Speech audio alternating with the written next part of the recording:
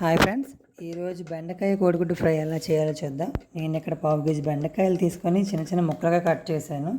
వాటితో పాటు onions, green chilli, వెల్లుల్లి, ఎండుమిర్చి, అలాగే కరివేపాకు తీసుకున్నాను. వాటిలో కూడా చిన్న చిన్న ముక్కలుగా కట్ చేసి పక్కన పెట్టుకున్నాను. దీనికి 2 గుడ్లు అవసరం అవుతాయి. స్టవ్ వెలిగించి స్టవ్ పైన కళాయి పెట్టి అందులో సరిపడినంత ఆయిల్ వేయాలి. ఆయిల్ వేడెక్కాక అందులో ముందుగా మనం కట్ చేసి పెట్టుకున్న ఎండుమిర్చి ఆయిల్లో వేసి ఫ్రై చేయాలి.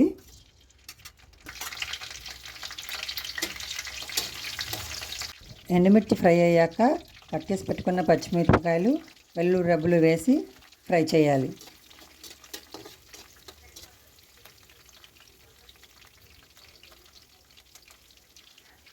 వెల్లుల్లి రెబ్బలు ఫ్రై అయ్యాక ఆనియన్స్ వేసి గోల్డెన్ బ్రౌన్ కలర్ వచ్చే వరకు ఫ్రై చేయాలి.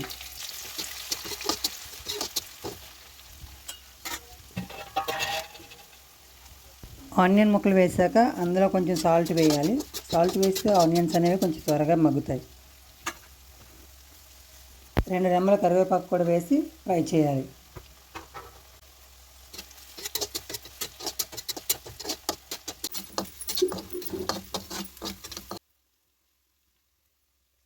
ఆనియన్స్ ఫ్రై అయ్యాక చిన్న ముక్కలుగా కట్ చేసుకున్న బెండకాయ ముక్కలను అందులో వేసి వాటిని బాగా కలపాలి.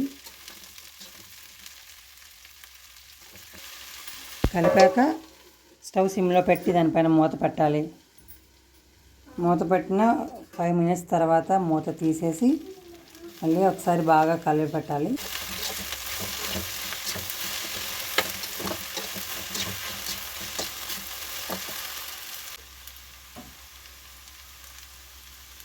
ఆనియన్స్ ఫ్రై అయ్యేటప్పుడు కొంచెం సాల్ట్ వేసాం కాబట్టి కొంచెం సైజ్ చూసుకొని తగ్గట్టుగా సాల్ట్ వేసుకొని మళ్ళీ ఒకసారి కలపాలి.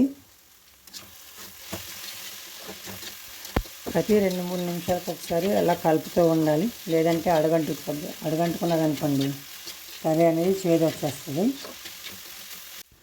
బెండకాయలు ఫ్రై అయ్యాక ముందుగా మనం పక్కన పెట్టుకున్న 2 ఎగ్స్ని తీసుకొని చితక్కొట్టి అందులో వేసేయాలి. గుడ్లు చితక్కొట్టి వేసేసాక 2 నిమిషాలు వాటిని కదపకుండా అలా వదిలేయాలి. 2 నిమిషాల తర్వాత బెండకాయ ముక్కల్ని బాగా కలపాలి. అలా ప్రతి 2-3 నిమిషాలకు ఒకసారి అలా కలుపుతూ ఉండాలి. లేదంటే కూర అడుగంటిపోతుంది.